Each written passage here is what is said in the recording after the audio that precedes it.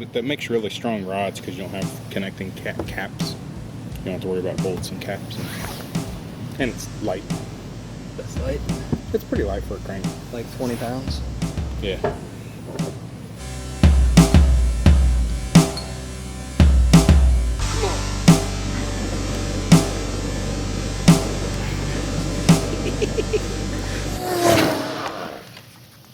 Down is off. And then when if you set the gun down, if you set it down hard enough, it'll switch the gun and make it go on. Okay. Do I have to yell something? No, put both knees on the ground because you look like a retard unless you do that. Oh, okay. Ready, go. Is that? It's already tight, so switch the gun the other way.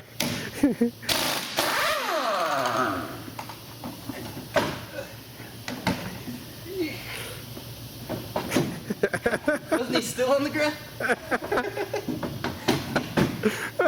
So slow.